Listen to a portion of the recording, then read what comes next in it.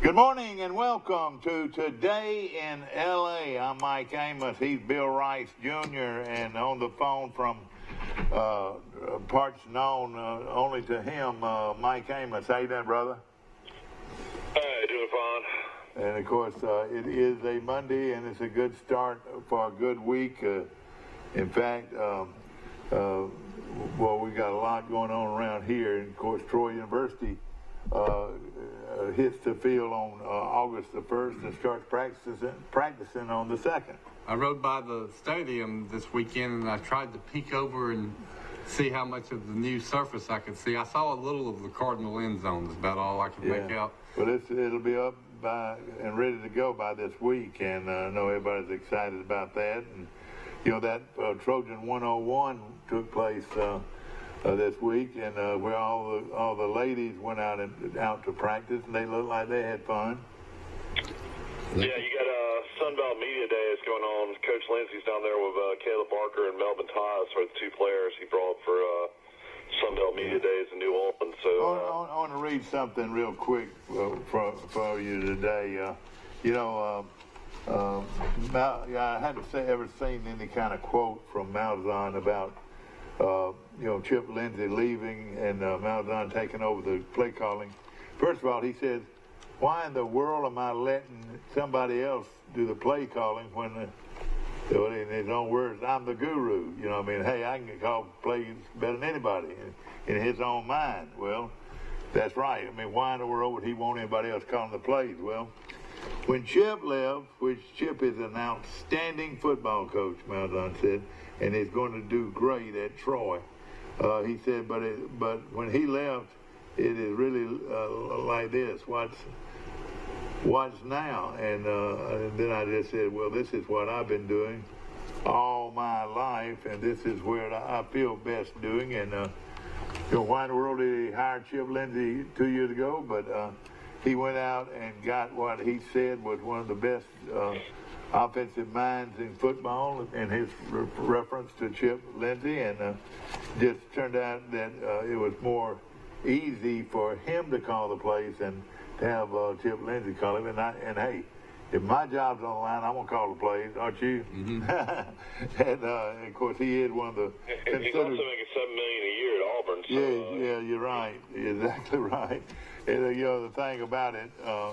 That tickled me, though. People always thought that they were that it was not a good feeling between the two of each other.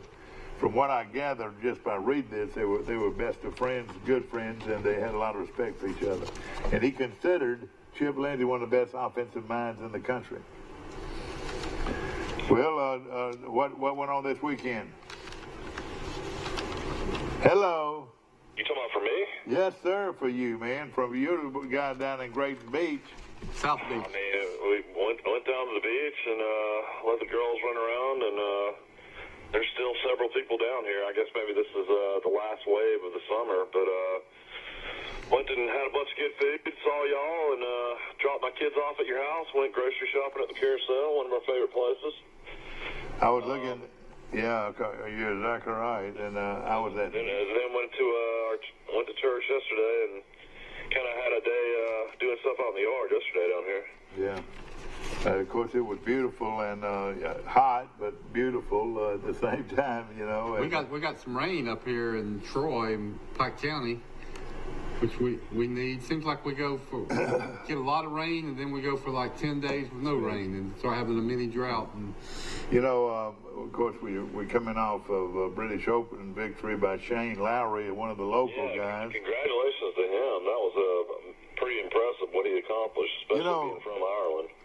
More congratulations to Tommy Fleetwood. He lost by 6 strokes and still took on $1.12 million.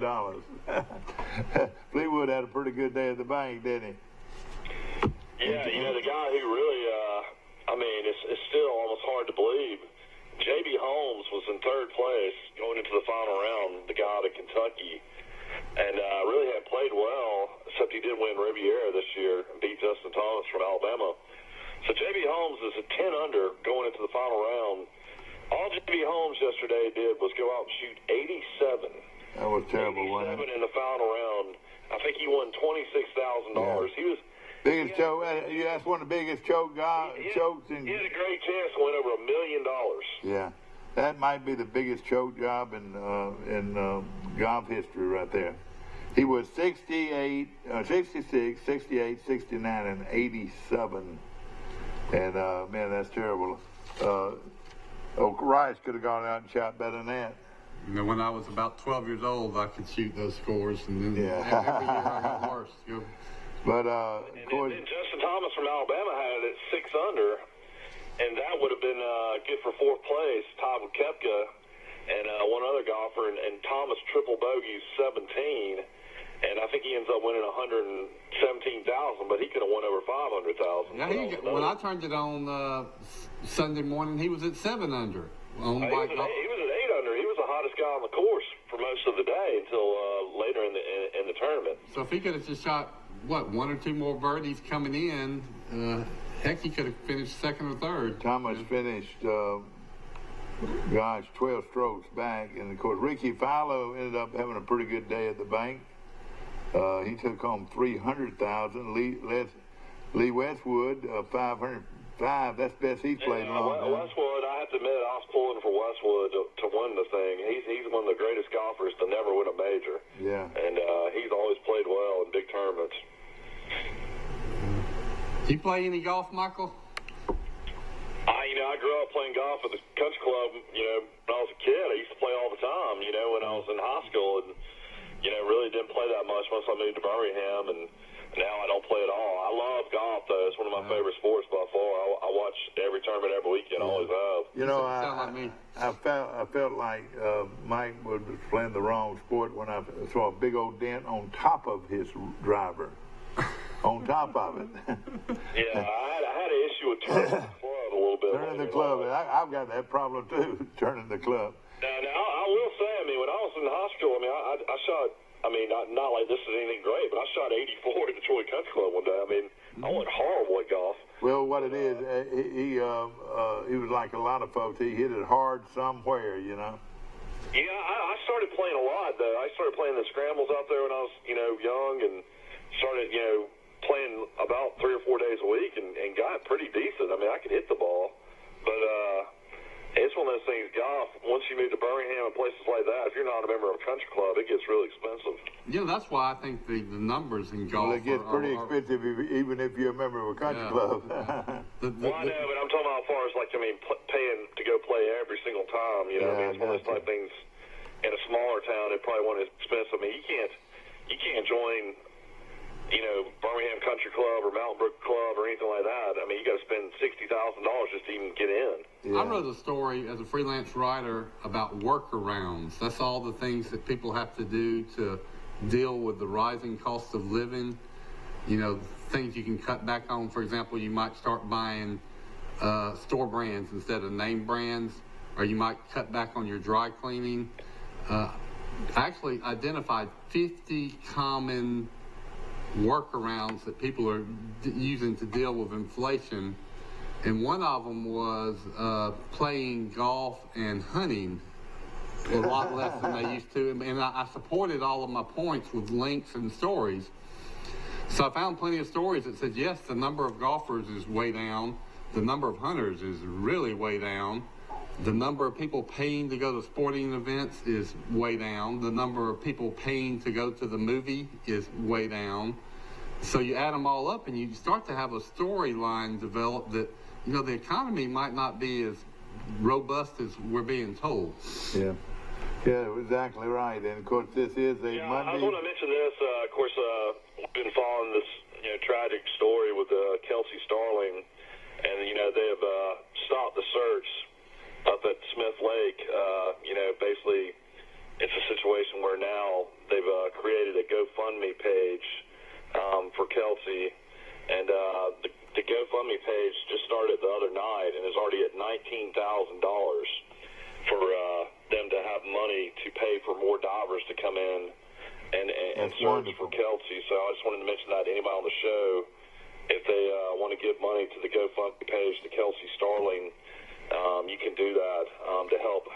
Do you know the address and how to do it, Mike?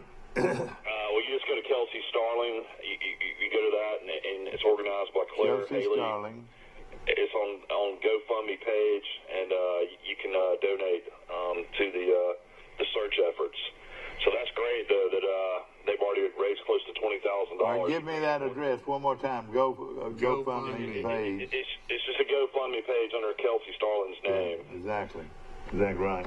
So you can donate, and hopefully, they can provide more divers and more search teams to go in there and try to locate her. Yeah. What's that? Hope everybody's doing well this morning as we start a work week. One thing I picked up today, picked this up out at Lawrence Hardware. I was telling you they have everything, and they've got a little device here, and what you do, you take off the tip, and this is what you walk around with. It's got a good handle, and you keep you see an object instead of reaching down to have to do it with your back. You grab it and take it off and put it in your can or your satchel or your sack here. Litter or something? How many times do you find this at Walmart or anywhere else? They have all kinds of wonderful items at Lawrence Hardware, and of course that's just like you can put a lot of garbage on that just in one little walk around. Mm-hmm. And one of the things that I really like, and of course I've always liked one of these because it made it where I didn't have to lean over, but is my pick 'em upper right here. You walk down just like using it as a crutch. It's called a nifty You pick napper up plus. items, grabbing, and this is another item, very reasonably priced that you'll find today at Lawrence Hardware. And my last item is this right here. You better get out of my way, son. If I'm after that kind of something hard to get, like if I'm reaching over to pick something out of the flower bed, I got me something to do it with right here. He'll catch it, man, I tell you. And I could go over there and grab that guy right there if I wanted to and pull him off the table. But these items are items that you don't see every day in a hardware store, especially in the big boys. But you go to Lawrence Hardware, and there's all kinds of items like this that are wonderful items for you just to walk around the house with, and pick it up. And, of course, let's say something on your roof. You can reach out there and grab it, and pull it in because you got the grip there. And these are just items, again, that you can find today at and they had 3 different versions of things that do the same thing. And there's more of that there, and there's a lot of other ones. And, of course, like I said, this one's got the handle, and then you just hit down, and it's got the sharp end, and you take that could this be a off weapon right there. Oh, a real weapon, but it's just pick up trash with, and we appreciate. They're doing some polls on AL.com of like the Mount Rushmore of top high school athletes come out of different regions in the state of Alabama, and they did Mobiles the other day. This is only from the last 50 years, so don't get upset that Kenny Stabler's name's not on it, but the Mount Rushmore they did. Kelvin Simmons. Simmons. He's not on it, but who would you think some of the names out of the Mobile area would be on the Mount? Well, that little running back that went to Auburn? Oh God. Lectron. You said that Stabler wasn't on there. We're talking about 50 years. It's only from the last 50 years. Lectron Williams, yeah, he'd be one. Well, the great one at Atlanta would be one. The great one at Atlanta, the wide receiver. Julio Jones was the top choice. Yeah. And then who else?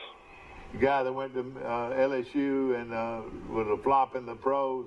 Yeah, he didn't make it. It's Julio Jones, C.J. Mosley, and then a pair of Daphne stars, T.J. Yeldon, the great running back at Alabama, and then this guy was one of the greatest quarterbacks in college. Played for Rich Rodriguez. Pat White. Yeah, he was pretty good. Good choices right there. Well, I tell you, there was one that played at Alabama I thought was pretty good, Mike. Playing in the pros today. A.J. McCarron. You had 3 guys. Yeah, A.J. McCarron's not in there, but you had 3 guys from Alabama on the list. Okay, yeah, I got Mark you. Barron was had a great career. No question Yeah, about it. and next in line, you had Darrell Electron Williams. That's who Dad mentioned. He came in 5th. And then rounding out the top 10, you had Williamson quarterback, Jamarcus Russell, St. Paul quarterback, A.J. McCarron, Shaw offensive lineman, Chris Samuel, Viger offensive lineman, Willie Anderson, and then this guy starting quarterback at UAB right now, Spanish Forts QB Tyler Johnson. Yeah, that's right. Isn't that something? They like Tyler Johnson that much. Is Johnson the starter at UAB? Yeah, he ended up starting late last season. Wasn't he the one that was such a good baseball player, too? I don't know if he was a great baseball player or not, but listen to this list of Birmingham guys. This is pretty impressive. They're about to do Birmingham and Central Alabama, and some of these names this will be extremely tough to do a Mount Rushmore. Do you want me to give you the names? Yeah, give them to us. You got the great David Palmer out of Jackson Hole. So this is the Mount Rushmore of high school football according to AL.com. It can be voted on for Birmingham and Central Alabama. So you got David Palmer, Tony Nathan of Biscuit be one. Tony Nathan of Woodlawn. You got Matt Campbell. This guy comes up all the time. Alexandria, Wani. Where was he from? Yeah, Alexandria, that's right. Then you got Bo Nix out of Pinson Valley. You got Tyrone Prothro, a guy I used to work with, great guy from Cleburne County. Philip Dole from Huffman. Philip Dole, golly, that was a long time ago. Well, I mean, he was a kicker. Yeah, kicker and linebacker in high school. Yeah. But this is the last 50 years. Of course, Bo Jackson, one of your favorite players, Dad, Lenny Patrick of Walker. Lenny Patrick, the Walker. Another one of your favorite players, Major Ogilvy of Mountain. Major Ogilvy. What number did he wear? 42. 42. 28. 42. 42. Rice got it right off the bat. Rice is an authority on Alabama football. I'll tell you that right now. Yeah, you got to be an authority on something. Yeah, that was in the 79 range. I was only 3. I don't remember him too much. Well, I'll tell you where you were. You were in the game when Patrick was there because you laid your head in your sister's lap, who's a big Auburn fan, and she just gave you wouldn't even lift your head until old Lenny made those 2 big runs to beat Auburn. Yeah, I do remember that game. You were there. Cornelius Bennett from Inslee, Steve Christopher, who was a great quarterback out of Anniston, Andre Smith out of Huffman. Of course, Andre Smith still playing in the NFL, and then Tyrone Pingrome, who's out of Clay Chapel, who's the starting quarterback at Maryland that almost beat Texas last year. Oh, really? What's his name again? Ty Pingrome. I used to go with Bo Jackson, Cornelius Bennett. He's the guy from Clay Chapel. David Palmer. Heck, maybe. Gotta go Bo Jackson. Well, I had Bo Jackson. Y'all got to listen. Bo Jackson, Cornelius Bennett, the Deuce, David Palmer. That would be 3 of them right there. And then maybe Tony Nathan had quite a career. I didn't even finish the list. I forgot. How about Johnny Musso? Johnny Musso. Then after it's only 50 years, Musso I don't think makes the list. That's right. Probably not. 50 years would have been. He played in 70. You got Tim Castile out of Briarwood Christian, the great wide receiver that played at Florida and then played in the NFL out of Hoover, Chad Jackson. You got Jeff Rutledge. Yeah. This name might be on there. Jameis Winston out of Hueytown. Mm-hmm. Yeah, Jeff Rutledge. You could have Johnny Musso. I think they were just a couple of years apart. It might be when they graduated high school. Robert Davis, Homewood. Corey Wisnant, Springville, Kendall Gibson, Aliceville, Chris Smelly, American Christian, John Han out of Sylacauga. That's an old name. He's a big guy, yeah. Tyler Watts out of Pelham, and then D'Amico Rhines out of Jess Lanier. So that's the group you had to pick from. Of course, Tyler Watts never did what they expected him to do, but he was a great high school player. He shared routes with Andrew Zal. Yeah, that's right. Good guy, had a good career, but you're right. He wasn't. He was expected to be a Heisman type guy. Going back to Mobile, somebody that's overrated or forgotten that's on their list is the lineman Chris Samuels. Yeah. He is probably behind John Hanna and Dwight Stevenson, the best offensive lineman Alabama's had in my lifetime. And he had a real strong pro career where he was an all-pro many years for the Redskins. J.T. Cole handled it. J.T. Cole Jr., one of his sons, handled his money. You know, you still see these people. My wife loves these Real Housewife shows. And he married a girl that is one of the Real Housewives for their Real Housewives in the Potomac, in the Washington, D.C. area. Yeah. Oh, really? I Yes. didn't know that. So from time to time, you'll see him on that show. Yeah. We're going to take a short break. We'll be right back to more of Today in L.A. Hey, Steve. Troy Cable Security makes it easy to stay aware and stay in control of your home wherever you are. User-friendly interface allows easy navigation for lights, locks thermostat, video, and garage doors. Never worry about leaving your garage door open or the front door unlocked. Your mobile app can send alerts to your phone for alarm and no alarm events. Know when your children arrive home from school with video response. Make sure your home is powered by Troy Cable Security for ultimate access, awareness, and protection. A personal touch, a high level of trust. Whether it's checking and savings accounts, personal or business loans, or our local friendly service. That's what Troy Bank and Trust customers expect. But now we offer more. Free identity theft protection for our new and existing customers, protecting your family's time, money, and good name from identity theft. Because protecting your identity is now a big part of our identity. Hey folks, are you tired of spending hard-earned money on a gas grill only to have it burn up in less than 2 years? Not to mention burning your food. Here at Southern Grill and Patio in Troy, Alabama, we carry the Holland Grill line. They've been around since 1988, and there are people right here in Troy that have had theirs for over 20 years. These grills are guaranteed not to flare up. You can grill, steam, or smoke on your new Holland Grill today. Come see us at Southern Grill and Patio in Troy, Alabama, inside Town & Country Flooring Center. Do you want a good truck driving job? Do you want to drive for the best? Then drive for Wiley Sanders Truck Line. We have good benefits. We have good home time. We have Blue Cross Blue Shield. We match your 401k up to 4%. You can start in the 401k retirement plan after 30 days of employment. You need to drive for Wiley Sanders Truck Line. It's time for you to think about you and your family's future. Wiley Sanders Truck Line. $1,000 sign-on bonus? These guys did. Back to our show, ladies and gentlemen, brought to you by our good friends at Piggly Wiggly on North 39th Street, and also in the Marketplace Shopping Center right here on the bypass in Troy. I was stuck out on the bypass this weekend. I want to say it was Friday afternoon. I've never seen as many cars in my life on both sides of the road. Troy is going to be considered, before long, might go down as one of the most heavily trafficked places on a Friday afternoon in the state of Alabama, including the big cities. It can take you 20, 25 minutes to go 5 miles sometimes on Friday afternoons. You're right. It is really something, and of course... I don't feel sorry for any of y'all. I used to drive 280 for a living. Yeah, that's right. No question about it. No question. Ladies and gentlemen, we're talking... You don't know what a traffic jam is until you live in Birmingham. You know, I lived in Montgomery for a long time, and sometimes you get on Vaughn Road, and it would take you 35 minutes to go about 5 miles down Vaughn Road. Appreciate Health Actions today. They're located, actually, they're a outstanding place for rehab in this part of the country, and of course they originate out of Jackson, Alabama, and they have a big store right here in Troy, Alabama. Of course, Max Federal Credit Union, we appreciate our good relationship with them today. And of course, you know, they're one of the largest credit unions in Alabama.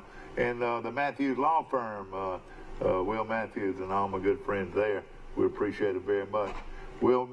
Mike Amos is calling in from... So if we did we were talking about a list of the Mount Rushmore. We're kind of talking about this maybe a couple weeks ago. I don't know if Bill was on or not, but who would be on the Mount Rushmore in the Wiregrass, I guess, counting Troy area? Let's see. That's a good question. That'd be well, you got Fred Baxter and Cornelius Griffin would have to be... well, I mean, they always say the greatest of them all is Stephen Coleman, though. Yeah, that's right. Yeah. He was Mr. Football in the state of Alabama. Of course, you had... He went back a long time. You had Bobby Marlowe. You've you'd probably put Stedman, Shealy. Yeah, I would. No question. I would take Stedman, Shealy over all of them. You're right. He was a great wishbone quarterback at Alabama. I don't know if the years would be right for the running back out of Ozark. Yeah, no question about it. This is the last 50 years, Wilbur Jackson. Yeah, same way with Shealy. Shealy would go back that far too. Larry Roberts from Larry Dothan. Roberts, exactly. I thought Shealy was more mid-70s. So if you're looking at that, I mean, this 2019, Shealy played like what, 74, 75? No, he played 78, 77, 78, 79. He was a senior. Shealy would definitely be in there then. Shealy was on the national championship team that beat Ozark beat Arkansas in the Sugar Bowl. That was an undefeated team, and he was the backup to Jeff Rutledge the year before. And his great running back was Major Ogilvy, in that Sugar Bowl game. Dauphin, you would have to put Lawrence Dawsey. He was a great player at Florida State. Played in the Pros. It's amazing. It's not as many. Tommy Wade, of course, played at Alabama, but he was my age or older, and well, maybe he might be about a year or younger than me. But I mean, out of that group, C.K. Pennington might be in that group. Yeah, I tell you one that would have been in that group would have been Joe Kelly and Danny Grant. Danny Grant would have definitely, but he'd go all the way back. 50 years ago. I know it. It'd be way back then. You're exactly right. But Russ Wood had a good career. Russ Wood, yeah, was good out of Elba, and of course Horsted's out of Elba were really good. Yeah, but I don't think Ted was a great high school player. No, he wasn't. He was a linebacker in high school, and thank goodness Ken Gailey said they put him at a wishbone fullback. Huh? Ted's brother played at Alabama. Oh yeah, he was a big name. He was a big time player. Don Horsted. He's late now. We lost him, but he was a great player. Yeah, he was a great player. I'll tell you about Don Horsted. He was the Herschel Walker of the Wiregrass when I was a sophomore. I saw him beat Charles Simpson one time with one leg. I mean, he literally could not hardly walk, and he was just a great player. Well, that state championship year, we played Elba. Did he play at Opp or did he play at Elba? Elba. Don Horsted. And that was a big, Elba was really good back then, and the stadium was about packed. Memorial Stadium was about packed. And Don Horsted had hurt his ankle I remember that. a week or two before, and it was questionable whether he would play. And everybody with Troy was just hoping and praying he wasn't going to play. He played about 2 downs, and both times he carried the ball, he got about 10 yards. I mean, it looked like he was going to run out, but his ankle got hurt again. And so we beat Elba 14-7, I think. But, what would happen if Don Horsted had been 100% that guy? Well, that was a state championship team. Then you're right. No telling how good it'd been. Well, I mean, you could just do Mount Rushmore for Pike County High School. What would that be? Cornelius Griffin, Fred Baxter, Stephen Coleman, and either Quincy Jackson or Chris Nixon. They were all really good. Yeah, that's pretty good right there. You would have to put Chris Nixon in there somewhere. Yeah.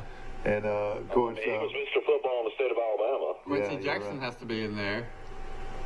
Well, I don't Pike know. County had some players that didn't even go to college. I would put Quincy Jackson over those other two, though, that played in the pros, Cornelius and... oh, no, not over there. Those were really good players.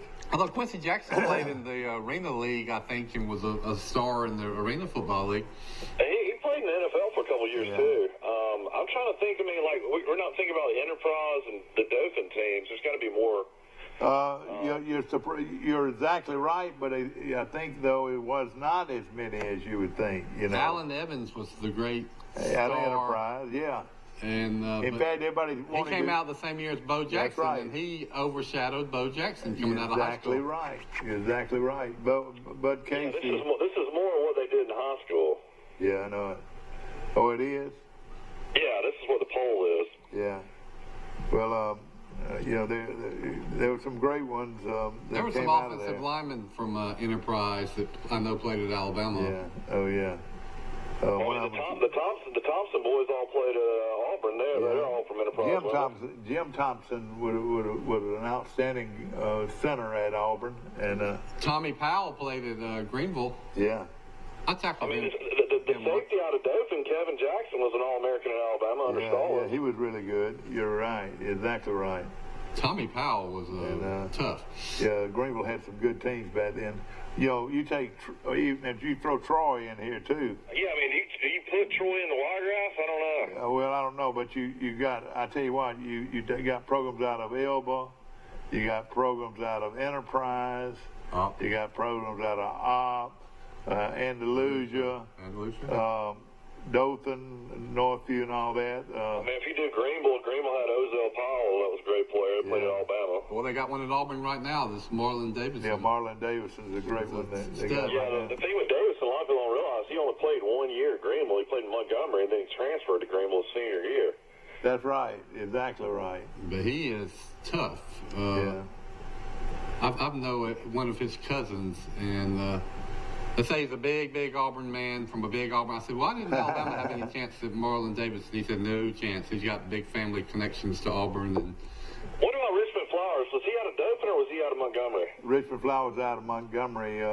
He grew up in Dothan, but you know, when his daddy was elected Attorney General, and then he started being a great track star, they put him at Lanier High School, Sidney Lanier, and of course.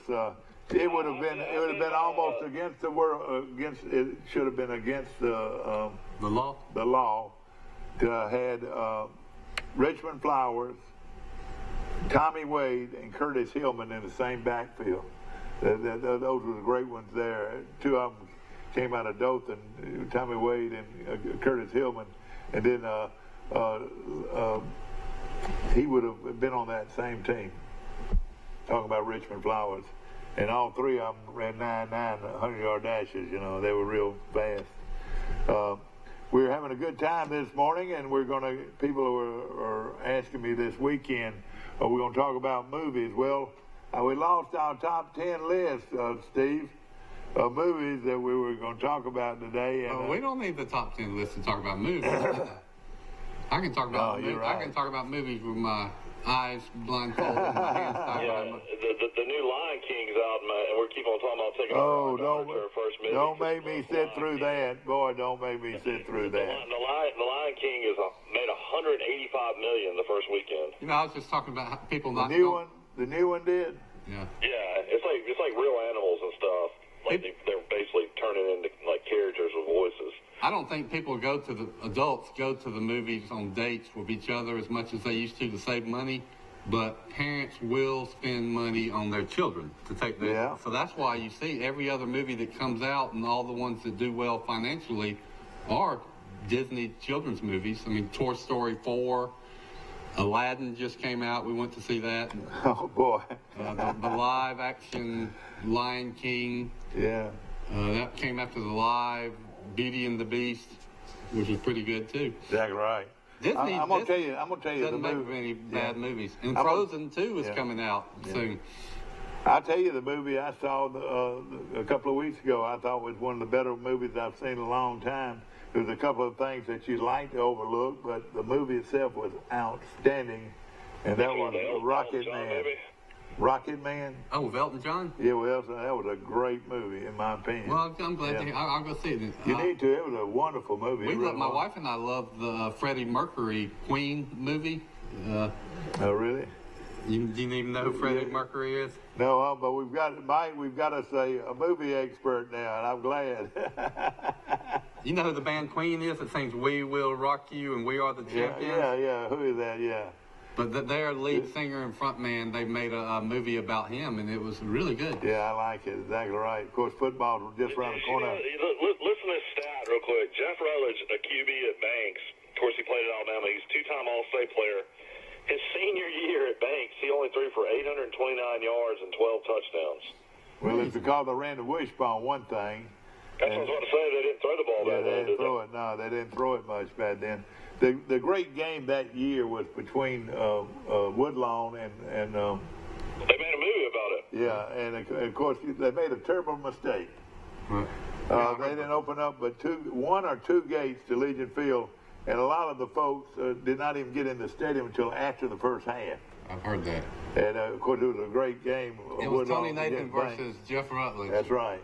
There's 40,000 people there. Yeah. And I want to say Jeff Rutledge and them won the ball game. Banks won the game. They were coached by Shorty White. And, of course, now Musso had left the year before. Musso was a great. I mean, out of all, and let me tell you, Sullivan at Auburn was a great player. If you were going to name Mr. Everything in Birmingham, Mike, who would be the overall hero or the top two heroes of all time that come out of Birmingham? Based on high school? Yeah, based on high school. Johnny Musso and Pat. Johnny Musso might be number one. But Pat Sullivan was huge too. You know, he gave. Pat Sullivan played at John Carroll. Yeah. Yeah, he was. And of course. Then you got Bo Jackson out of McAdory, Charles Barkley out of Leeds. Yeah, exactly. They were all heroes. But you know, Bo Jackson did not get this great buzz when he was in high school. I don't know why.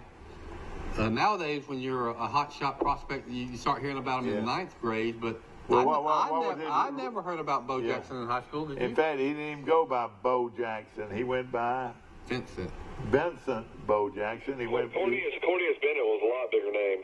Yeah. And of course, they later Alan Evans out of Enterprise was the big hot shot running back that went to Auburn. And then didn't his son go to Alabama as a linebacker? Was it Rashawn? Well, no, I don't think so. I don't think that was Rashawn Evans. No, I don't think his son did anything like that.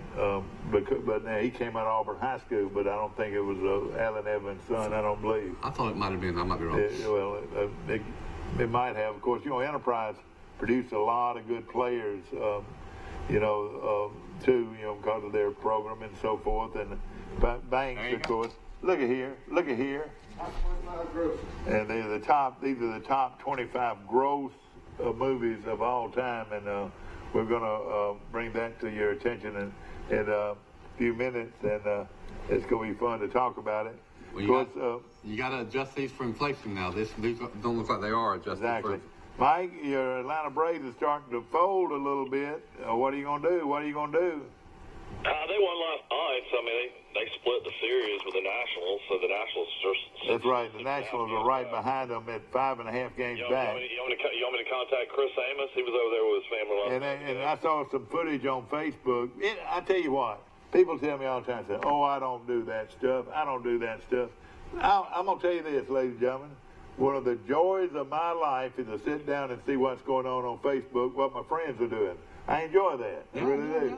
And we're putting on this big event this weekend. It's called Reunion 2019. What classes are it? It's classes 53 to 73, but you're welcome to come. Anybody that loves old music is welcome to come, but we just feature those. It doesn't make a mandate. Right, so I think class of 83. If you'll come. I'll find something for you to do, right. And you'll enjoy it. If you like the old music, I'm sure you were born and raised around it, wasn't it? I love your mama made you bop with her, didn't she? Mom and Dad loved to bop. And of course, it's been a lot of fun. And who else could put this on except for my game as well? Well, all I do, I put it on Facebook, and I've sent out some personal letters, but just to get them to help me bring some folks in. But let me tell you, it's the music that brings them in. It's that people, and of course, the brotherhood of people that like. Let's just say your dad would have been tickled pink to see some of the guys. Tom Murphy, of course, one of his best friends, and of course. Kerry Dozier and Bobby Howard and Joe Hollis and all those guys went to school with your daddy. I organized something similar to this about 12 years ago over a Thanksgiving break. I said, well, everybody comes back home for Thanksgiving. I said, let's get everybody to go to the front porch and get together.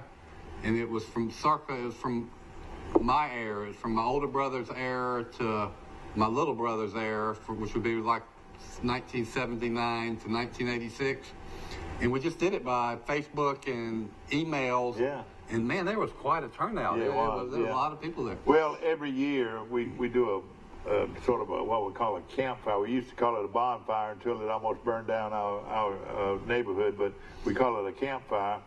And it's amazing how you can sit there from say 8 o'clock till midnight when you say, Mike, these guys keep coming home for Christmas. And when they come home, they'll throw their luggage down and run down to the campfire. And before long, we got the old neighborhood back. Isn't that right, Mike? And then, of course, you know Randy Brown. Yeah. You know, Randy doesn't live in Troy anymore, but Randy. we used to all go to his house, you know, and on Christmas Eve, and then everybody would start congregating. And I'll say this in a joking mood, and people that know the situation will really laugh about it. But we would all start, you know, congregate around his deck, and he had a big log fireplace, yeah. And well, one night it was on into the night, close to midnight, close to Christmas Day, and all these guys were starting to come in. His kids were coming in, and Michael D. and all those guys, and all my family and all that, and we were all having a good time. And in a minute we were saying, "Where's Randy? Where's Randy?" And everybody went looking for Randy. And found out he fell in the flower bed. He fell off his deck in the flower bed. And people were looking for him for about 30 minutes. He said, I was awake the whole time. I wasn't hurt, but I just wanted to hear what kind of commotion it would be if one of us fell off this deck. And that's exactly what happened. And you know, Randy is living down in Santa Rosa Beach now. I've heard that, and for Mark. And I'm tickled pink. I love Randy Brown and Katie, and I will say this: that we usually leave his house about 2:00 Christmas morning or whatever. And I'll tell you what, a few years ago you left at about 4 in the morning. I walked out the front porch and I said, "Merry Christmas, Merry Christmas." And went about my way. Later on, I started walking home. They'd already taken my car home. Wouldn't let me drive my car home. So I was walking home and it started raining. And the next morning, Dr. Alan Young tells this story. Of course, he's a doctor in Enterprise now, but lived on Crow Hill for a long time. And we always had fun. But his little girl came down the stairs and said, Mommy, I saw Santa Claus. Or, Mommy, I heard Santa Claus last night. I heard Santa Claus. Merry Christmas.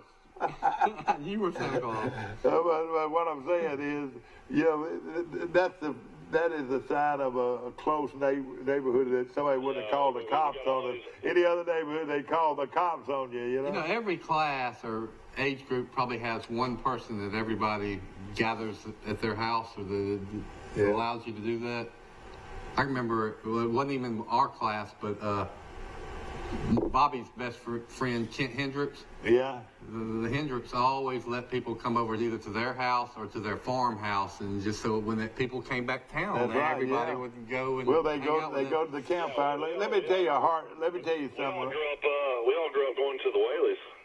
Well, that's been years ago though. But we're talking about Christmas in Crow Hill, Mike. We didn't go to the Whaleys. I promise you, we didn't. No, we're just talking about hanging out here, like in high school. That's when we used to go hang out at the Whaleys. I got you. Well, let me just say this. Place to hang out. Let me tell you this, and you want to put it all in perspective. It was I really couldn't hold back, and I probably can't even tell this story. But this past Christmas, you know, usually every Christmas, we're down by the campfire, you know, in our neighborhood, which is down in a cul-de-sac right up the street from where I live. And everybody, all the neighborhood comes down, and Santa Claus comes up on the fire truck, and and then Santa Claus would come to different houses and all that stuff. Well, this past year with my grandchildren, last 2 years I have always prepared the campsite and the campfire and all that. All they had to do is light a match and it's ready to go. Well, everybody congregated down. I was away in Birmingham, and my daughter and I, we just left a family Christmas party, and we were riding around looking at Christmas decorations. A lot of people do that as tradition on Christmas Day or Christmas Eve. And I got a phone call, and on that phone call was a group of people saying, and in Troy, Alabama, Merry Christmas to my... And they were at the campsite. They said from Crow Hill, Alabama. Well, they're from Crow Hill, Alabama. Merry Christmas to Mike. I just couldn't hold it back. They put that on Facebook. That's cool. And but it made me feel so good that they would remember me because we had done it so many years. All your kids live in Birmingham, so you had to come to Birmingham and That's visit. right, exactly right. No question about it. Now one of your kids lives in Great Beach, Florida, though, so maybe we can bring Troy back in. Yeah, Santa Claus doesn't come to Florida. Surely they don't even come to Florida. Don't put me at the beach on Christmas Day. I promise you. Let me show y'all what Steve just gave us. Steve doesn't know much for Troy Cable and Troy.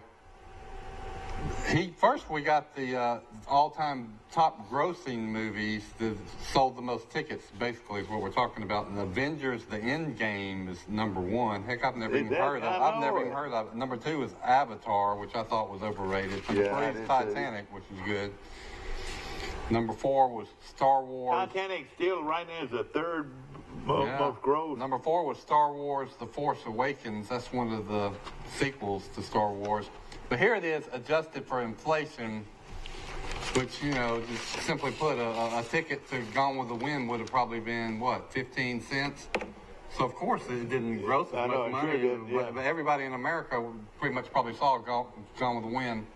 All-time highest grossing movies adjusted for inflation, number one, Gone with the Wind. Isn't that amazing? Number two, Star Wars, the original Star Wars.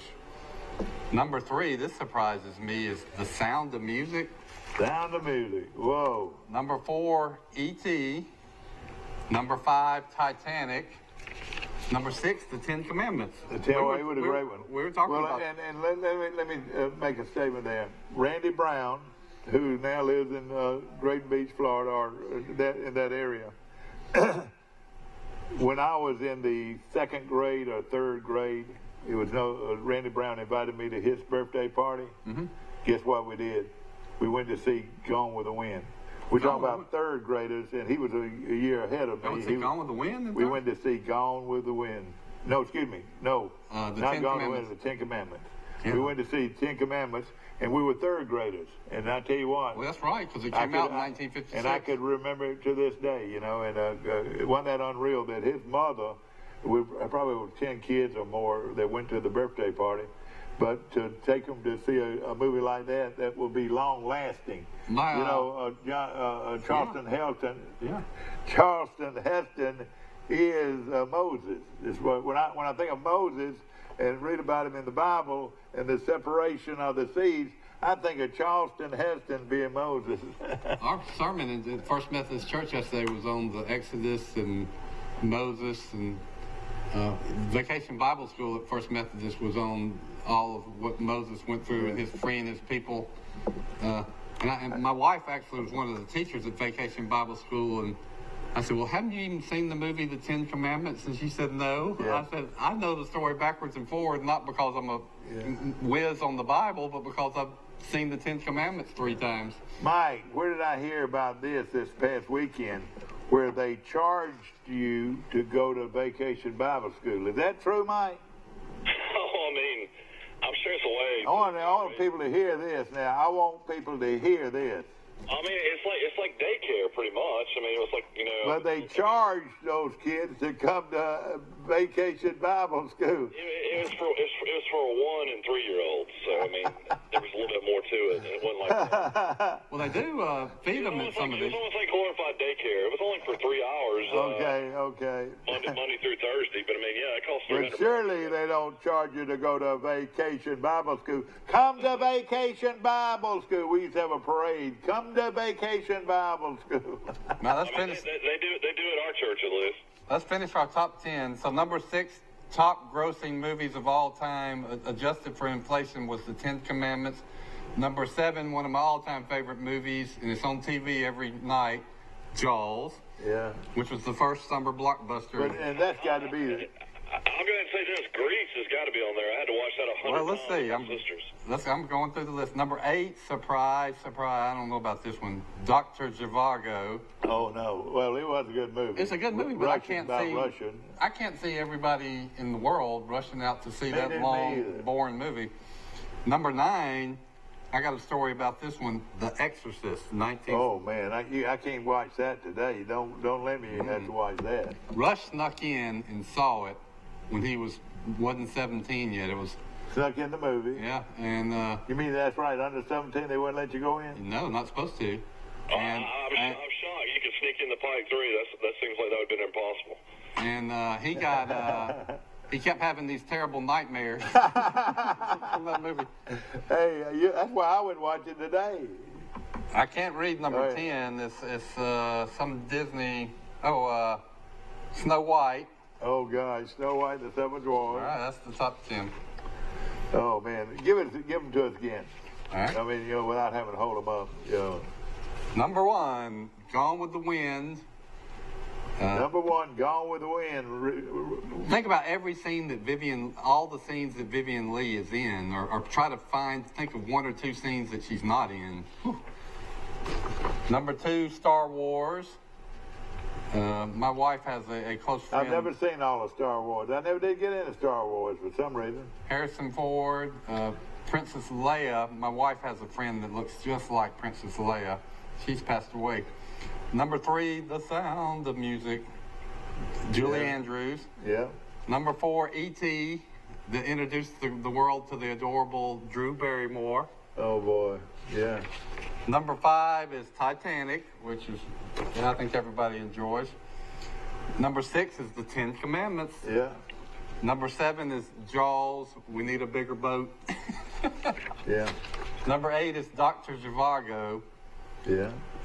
Number 9 is The Exorcist. Whew, that's a scary movie. I know it, man. And number 10 is the Snow White, which I guess really put Walt Disney on the map. Wouldn't you say Yeah, that that's was right. Yeah. that was the movie that We did need, it? we need to get Steve to go on the back and pull out the best, the greatest 10 sports movies of all time. Yeah. Well, let me guess. That will be. Off the top of my head, I'm gonna go for it. The Pride of the Yankees, the Lou Blue Gehrig. Gay story. Yeah. I tell you what, I got pretty teary-eyed during Brian's song. Brian song. That was a TV movie, I think. It wasn't even. Yeah. But it was very good. Yeah. I'll say this is one of my favorite growing up is Bull Durham. I love Bull Durham. Me too, Michael. Yeah. It's not probably a. It was more lifelike because that's the way it sort of was, Yeah, when it was minor league baseball, it was pretty awesome. Yeah. I don't know if it'd be considered a sports movie, but it's an underrated, great movie. Breaking Away, the movie about the outcast, the kid that is really into riding bicycles and racing bicycles, Yeah. and he ends up beating all the frat boys at Indiana University. Well, that guy. There's been a couple of golf movies that have been Dennis good. Quaid was in that movie as a young Hoosiers is one of my favorite. Yeah, that was a real good one. Hoosiers was one of the top, I would Gene think. Hackman. See if you can find us the top 10 sports movies. I mean, we talked about The Natural. The Natural's up there. The best football movie a lot of people think is Remember the Titans. A lot of people like that movie.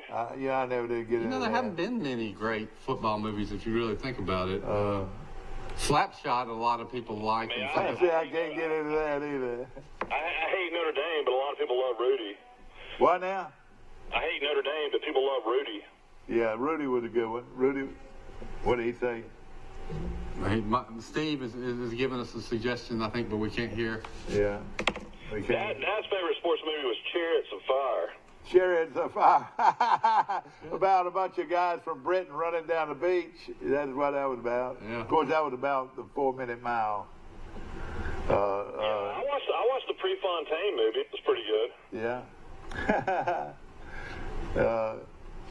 To me, I think I would go with the.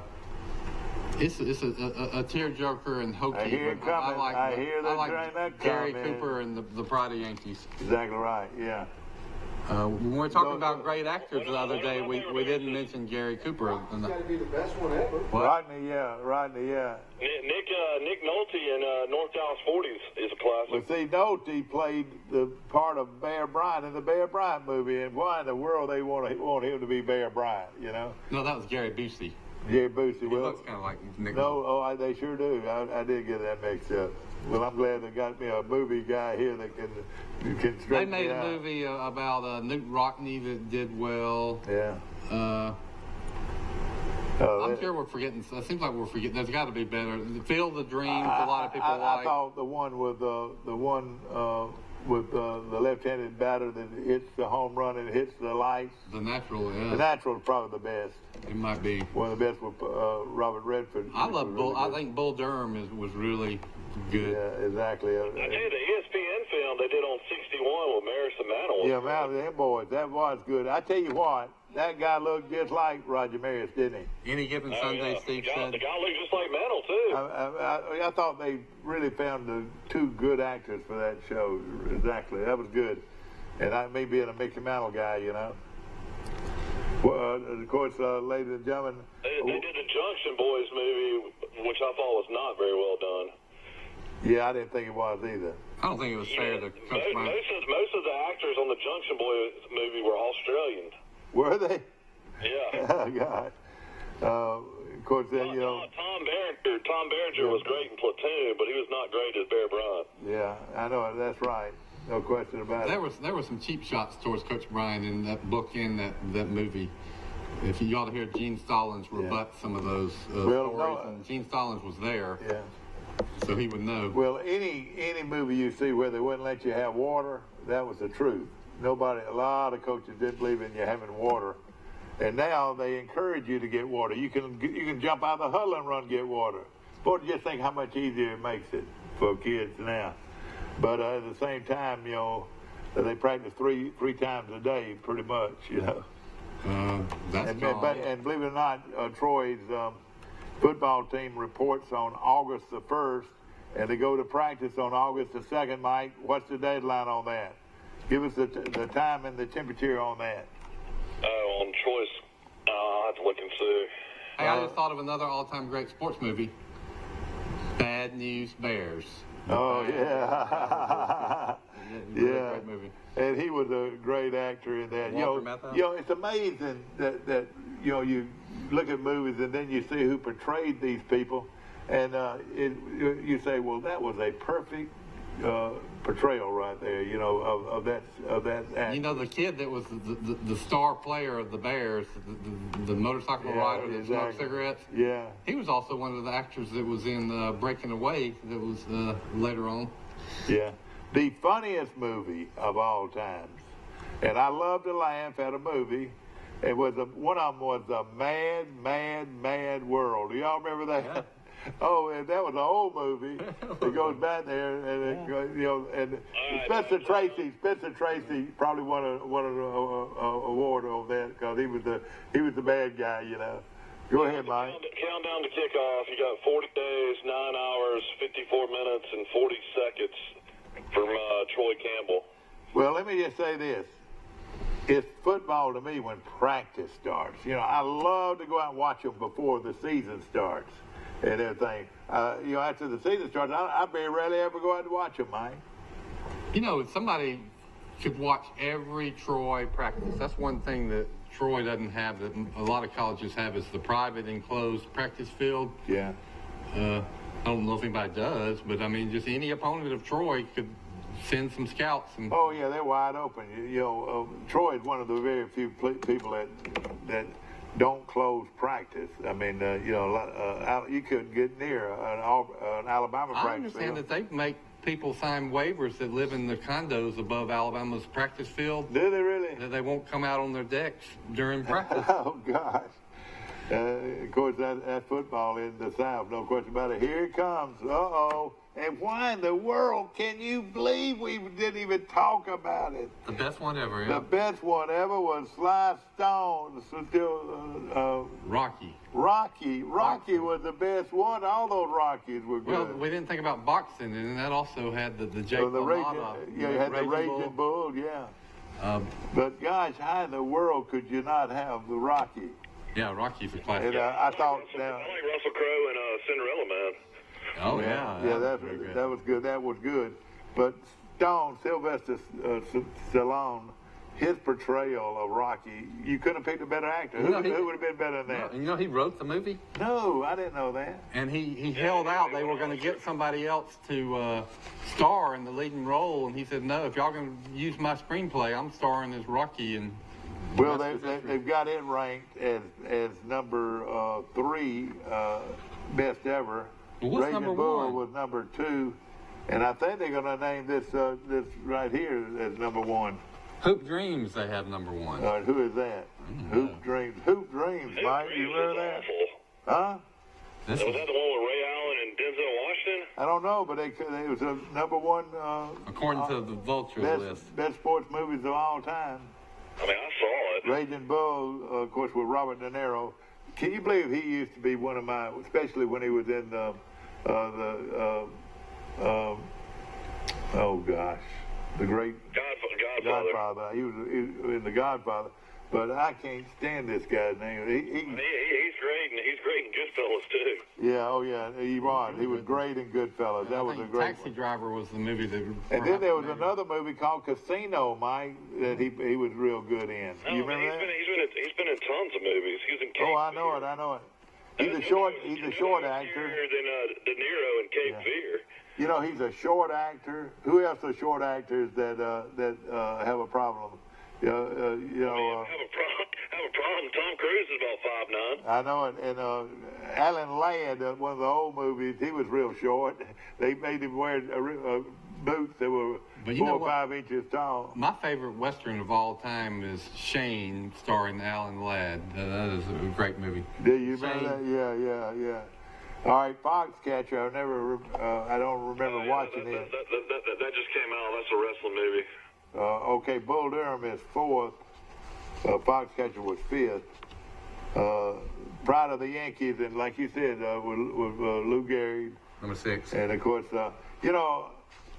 Lou Gehrig, if you wanted to write something about a humble person that was had to play behind Babe Ruth. Think about him. If he didn't play on a team with Babe Ruth, what a great star he would have been, you know. His numbers are He was amazing. a star. Didn't he have like close to 600 home runs? Yeah, but again, though, he played behind, playing on the same team with Babe Ruth. That messed him up. Yeah, he was the number 2 star of his time, yeah. Ali, I didn't ever think Ali's movies were very good. I liked Ali. I thought the one with Will Smith was pretty good. All right. Hey, look what they put in there.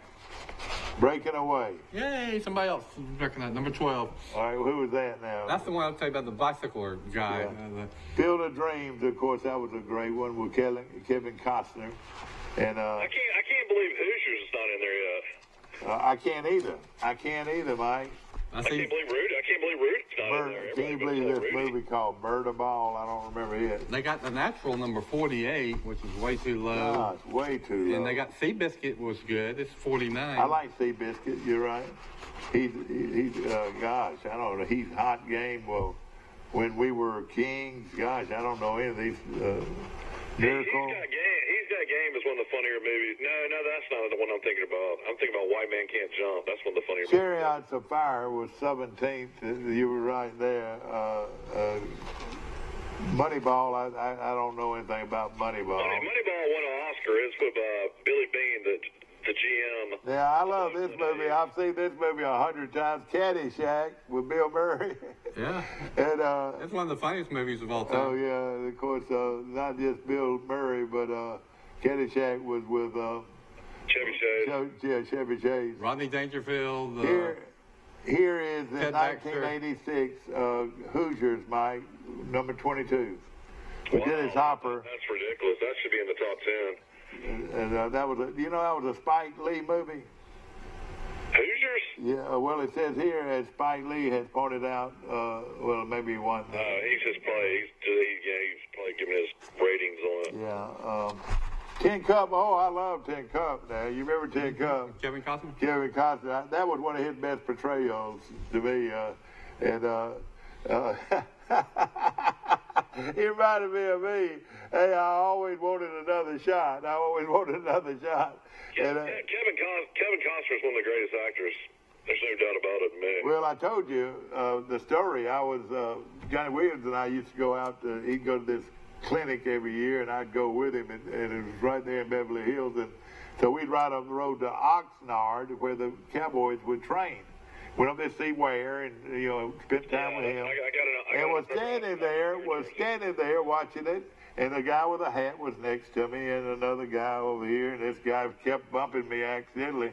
I started telling him, I said, get out of the way, get out of the way. Turned out to be Kevin Costner. God. Right next to me, just like me and you. And it was very nice. You're talking about a brush with fame. But the problem was when everybody found out that it was, boy, you had to get out of the way, man. They were all coming over there. A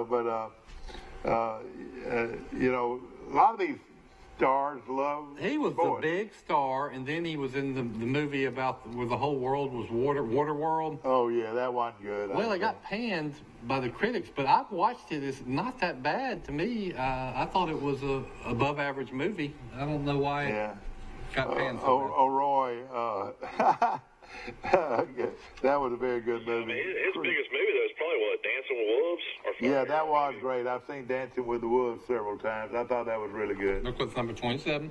The Bad News Bears. Number 27. It needs to be higher. The Bad News Bears needs to be in the top 10. Creed was 28, and of course that's another one of those Sylvester Stallone movies. And Sugar. Now, that had to be? Who would be the movie Sugar? That's the movie with Sugar Ray Robinson or Sugar Ray Leonard, I guess. Yeah, I like him. Probably wrong. Happy Gilmore, boy, I love. He made me feel good. Old Happy Gilmore did. I love the Water Boy. I love the Water Boy. I love it. It tickled me too. But I can't believe why in the great Burt Reynolds movie, The Longest Yard on there. We ain't got it yet. Number 29 is The Color of Money. Yeah, a pool billiards movie. That's about shooting pool. But it's not near as good as the original Hustler with Paul Newman, a young Paul Newman. Yeah. Then 8 Men Out. That was Black Sox. That was the Black Sox. The Black Sox. Boy, of course. That was a good movie too. The Fighter with Mark Wahlberg. Now he's another small guy. Of course, he works out and everything. Was another short guy. The greatest bowling movie of all time is Kingpin. Oh, bowling movie. Woody Harrelson and Bill Murray. Then there was a movie with Bend It Like Beckham. Is that the soccer movie or something? Yeah. Yes, sir. Talladega Nights, and Mike, that's close to home because the guy that the little kid, little redhead kid was from. That's right. From Clanton. They was from Clanton. He's a kid that did the grinning from McKinnon commercial. Yeah, McKinnon, grinning from McKinnon. He is really good in commercial. that. That's another movie that tickles me. Will Ferrell was in Birmingham staying at the Tutwiler downtown, and he was seen for weeks while they were shooting, around downtown Birmingham and stuff. Yeah. My buddy Mike that died, he was on he did a lot of work downtown. And he has the show horses and all that, and that was his grandson, the kid that played in Talladega Nights. Brendan and McKinnon kid. Yeah, Brendan McKinnon, that was his grandson. Will Ferrell. Where is he? He was a really good actor, that little kid. He's grown up now. Yeah, well, he's still doing some acting work too. Yeah. He was hilarious in that movie. White Man Can't Jump is number 39. I'm not a big Woody Harrelson fan. Major League, and you can say all you want about Charlie Sheen, but buddy, he is good in that one portrayal. Don't you agree? Sheen's had some great roles. He plays Wild Thing. Yeah, but in his portrayal that is on TV, and boy, it's on TV reruns more than any around. He was in Wall Street and Platoon. But the big thing though was what's the big thing he's in? The 1.5 Man, 2.5 Man. 2.5 Men. 2.5 Men. He is the perfect guy for that role. I don't believe they could put anybody else in there. But now some people say he's silly and all that, but he makes that show, don't he? Yeah, he's a good actor. Yeah, no question about it. Of course, his dad was a big actor. What did his dad play in that was sort of gruesome? Apocalypse Now. That's right. Apocalypse Now. That was what he was really the main character in Apocalypse Now. All right, now this one probably a lot of people. There's two He different. was also famous when he the president on that TV series that went on forever. Mm-hmm. I never watched that show, but he was at West Wing, I think. Yeah, that's right. His daddy was. All right, The Longest Yard. And of course, now there were two segments of it. One with Adam Sandler Another one, Burt Reynolds. I like the one Burt Reynolds. Oh, Burt Reynolds is by far the best. Yeah, by far the best. The Boxer is 40th. 44th is Never heard of it. Goon. Sienna. I don't know some of these right here. Boy, we're running out of them. Without Limits, Personal Best, Bang the Drum Slowly, and finally the number 50 ranked Seabiscuit got 49, and The Natural got 48. How would this not be a sports movie? Because I guess karate is a sport. How's Karate Kid not on there? Well, it was a... Yeah, that was good. You're right.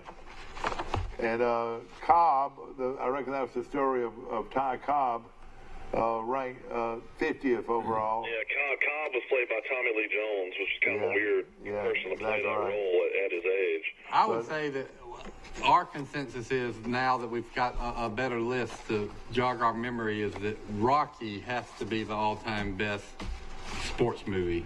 Oh yeah, Rocky was great, no question about it. There's nothing off. Everything in Rocky is and the perfect. music really made that a great show too. Also, and the funniest show out there. Let's go to the funniest show. Funniest we could movies? do funny shows. Well, my kids, they jump all over me all the time because I've seen the back. Well, the funniest movie of all time is Planes, Trains, and Automobiles with John Candy and Steve Martin. The golden age of comedy was in the late 70s, early 80s. You had movies like Animal House. I love Animal House. Don't tell us how many times I've seen that. The Jerk. But isn't it a shame? Fast Times at Ridgemont High. Fast Times at Ridgemont High. You didn't like that? Well, let me tell you. Watched Spicoli. Yeah. Oh yeah. And of course, I like. Dad liked a lot of Gene Wilder and Richard Pryor stuff.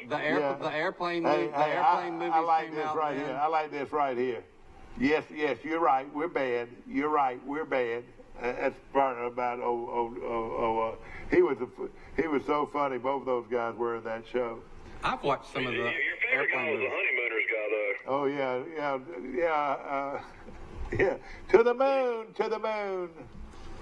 Yeah, you're right. Gleason was funny. God, she was funny. My dad loved Norton and Smokey and the Bandit with Jackie Gleason and his sheriff role in that. Oh yeah, but of course, one of mine around Christmas time. I don't know why I like it. Caddyshack came out in the early 80s. Yeah, exactly. And back to Mike, those Christmas shows that I like. Yeah, you like Clark Griswold. Well, I like Vacation came out in the early 80s. Yeah. And if you think of all... Yeah, Dad likes Home Alone.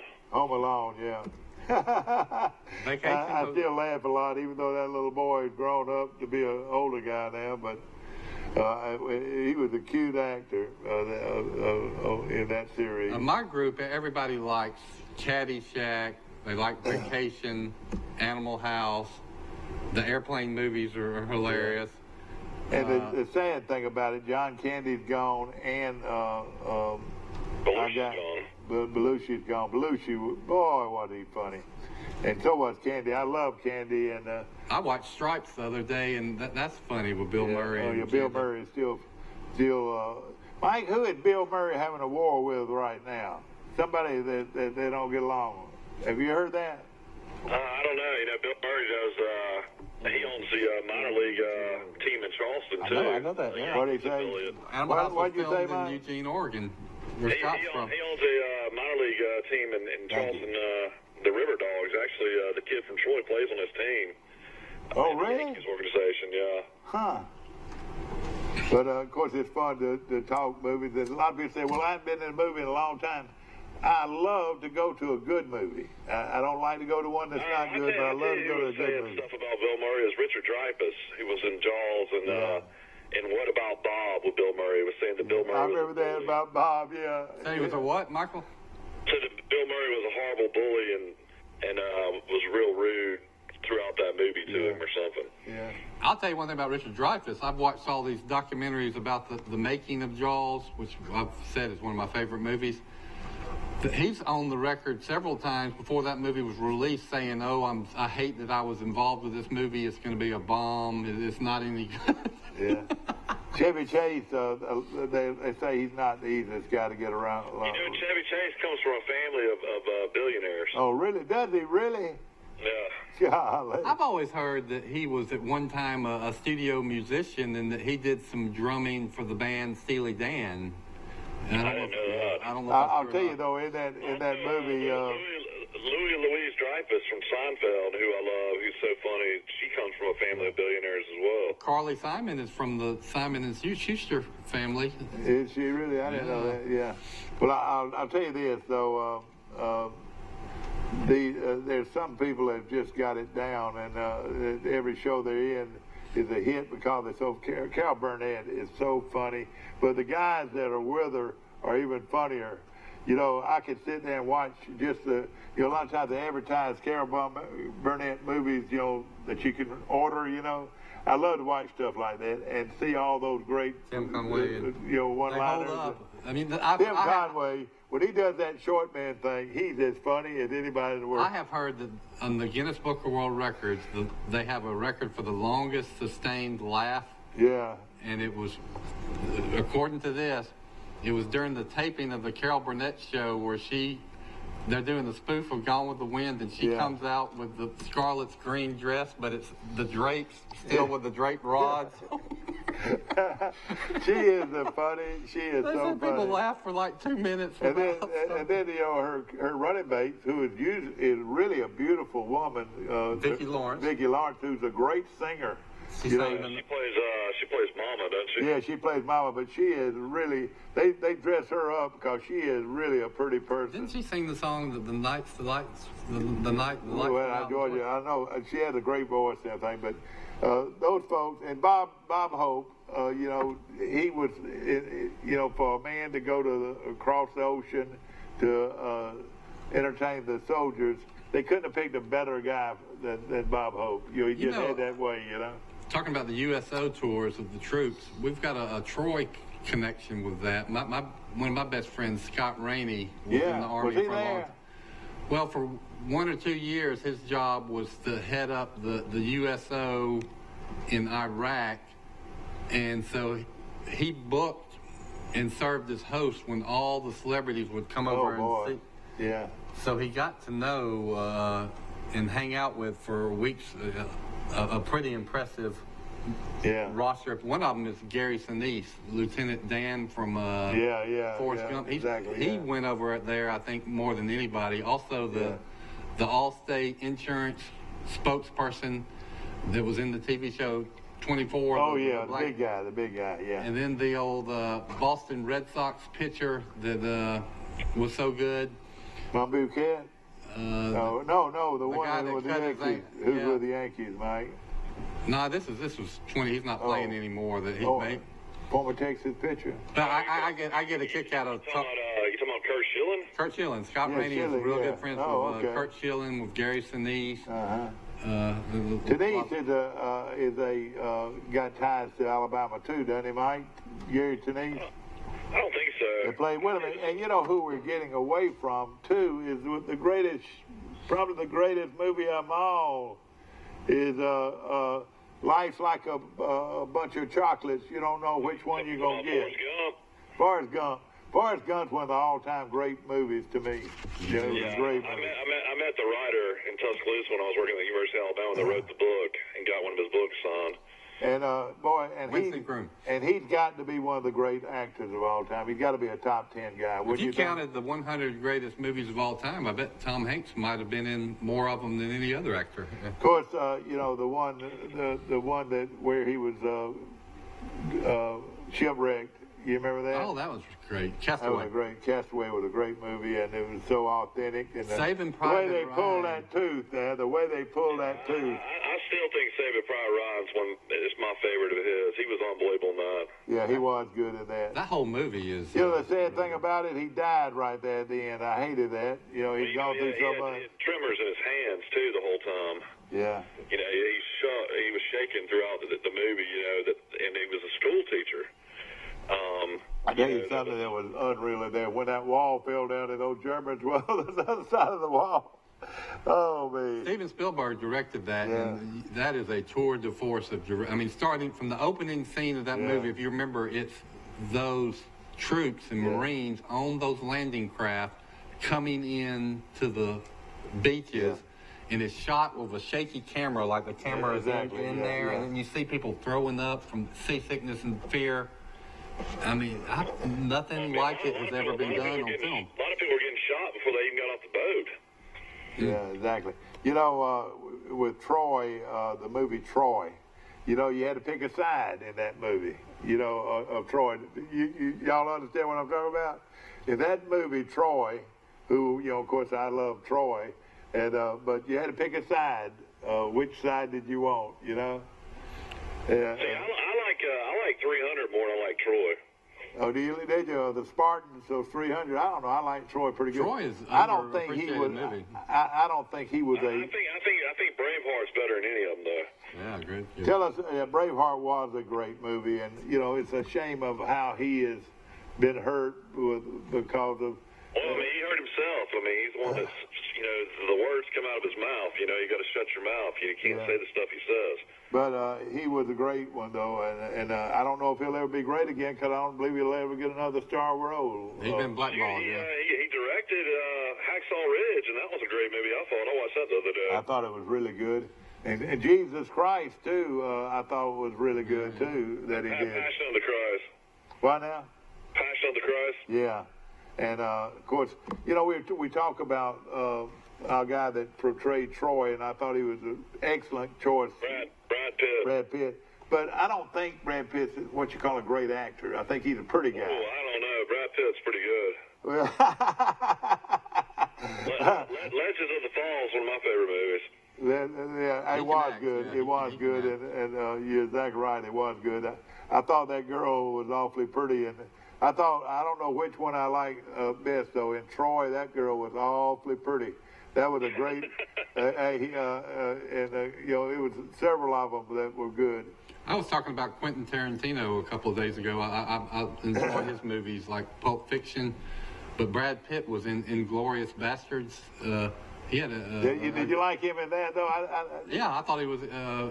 Was that true? That's a real gory movie. I was just wondering, that couldn't have been true, you know, but because you know, it portrayed them having Hitler inside that building that was on fire, didn't it? Well, here's what Tarantino's doing: it's fantasies, or it's his revenge movies to have the Jews get back at Hitler in that movie, and then in Django Unchained. I like that it's too. The revenge movie for the slaves getting back at the masters. I like revenge movies, and some of the great movies of all time were revenge movies, no question about it. I mean, he's very loyal to the people that worked for him before. You know, Samuel Jackson's in a lot of his movies. Well, Clint, I'll tell you what, look at Clint Eastwood movies. That little blonde-headed girl who was she was beautiful, but she was homely looking in a lot of his movies, but he had her in almost every movie. Well, you know, that was his love interest. They dated. Oh, did they? Sandra Locke. I didn't know Sandra Locke. I tell you what, though, hey, when they all come down, he's my all-time favorite. Eastwood is my all-time favorite. There's nobody that's had a career as impressive as him in the history of Hollywood, for And of course, acting and directing. He started as a stuntman. That's what's so crazy. And I think he's a decent person, too. That's the thing I like about him. Of course, he's a huge golf guy, you know, and he lives right there. Now, he's got to be 90 years old now, isn't he? How old is he? He's a great businessman. He's the producer of a lot of his movies. There's no telling how wealthy Clint Eastwood is. Yeah. I mean, he stars in his movies. But he doesn't win a lot of produces them, Academy Awards. I don't know how many Academy Awards has he won. I don't know if he's won many at all. He's won several. As a director, but I don't know about an actor. I don't know either. As an actor. You know. I've read a biography on him, and what they say he does is Clint Eastwood's 89. 89 years old, right at 90, and he still is out there. This is pretty shocking. Gene Hackman's 89. Yeah. And Hackman was perfect in a lot of movies. Not as a lead actor. What? Clint Eastwood's 6'4". I didn't realize he was that that tall. He's probably not at 6'4" anymore. He's probably 6'2.5" now. Don't you think he shrinks a little bit? Yeah. Probably. Hey, out of all of you, who do you think could whip the other one? Of course, now you wouldn't want to put some of those guys in there, but Who do you think's the oldest actor out there that's a big name actor now that's still living? Oh Clint boy, Eastwood's one of them, I would think. But let me think. Clint Eastwood was just in a movie. I want to see. Yeah, Clint Eastwood was a mule, which is good. Yeah, But let me finish my point on Eastwood. That, the thing he did when he got a script is he just went through it and he just took a marker and he just scrubbed out lines. He didn't want a lot of talking in his movies. And if you think about it, it's just he speaks, but when he speaks, it matters. Make my day. All right. Do you know the other big one-liners? Give me some other one-liners. Diane. Frankly, Scarlett, I don't give a damn. Who was that? That was Clark Gable. Clark Gable. Red Well, give us some other one-liners. What? Clint Eastwood's net worth is $400 million. 400 million. Bless his heart. Bless his heart. I would have thought he would. The oldest great actor living out there is Kirk Douglas. Is 102. 102. 102. And let me tell you this. Tell me about movie actors that take the wrong role. His son took that role of Liberace. Oh, that one favorite.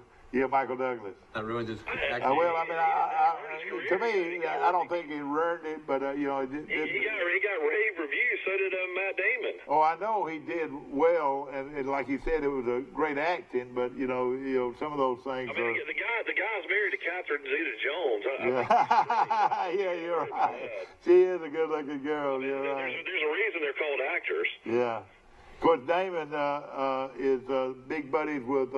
Who's his best buddy that came in together? He's good friends with Ben Affleck. Yeah. And you know, it's hard to say which ones had the biggest roles. You know, Affleck's or Damon. Both of them. I think Damon's the better actor.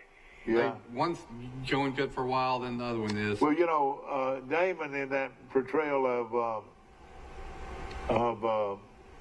Jason Bourne. I would like to see it. Well, they make it where it could continue. Isn't that right?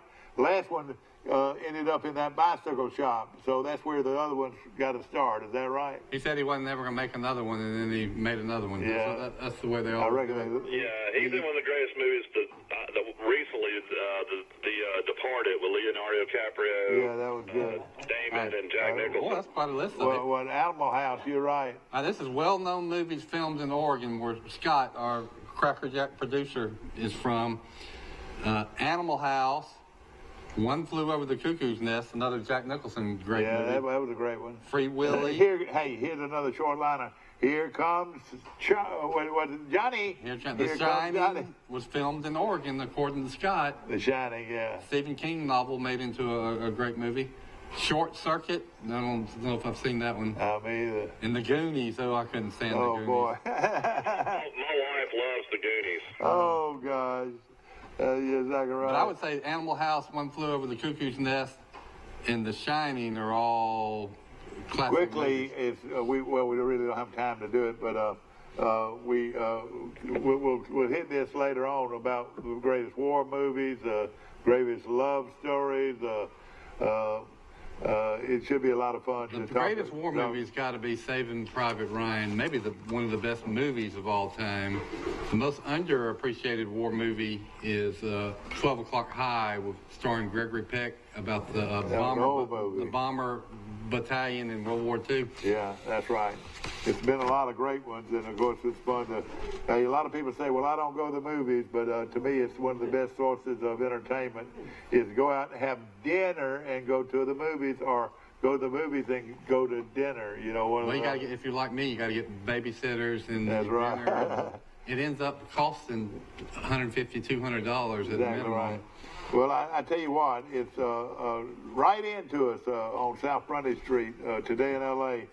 Troy Cablevision on South Frontage Street in Troy, and tell us who you like and some of the great movies of all time and some of the best television series. We can talk about hey, Gomer Pyle you reckon how many times he's been on screen on a rerun? You know, on Andy Griffin. The Andy Griffith reruns are running You give us somewhere every hour of every day. It's got to be number one. Wouldn't you think Andy Griffin would be probably the most syndicated looked at reruns? Rerun of all? Hope you've enjoyed our show, and of course, ladies and gentlemen, we appreciate you very much, and our sponsors very, very much, and we hope to see you tomorrow, bright and early for Today in LA.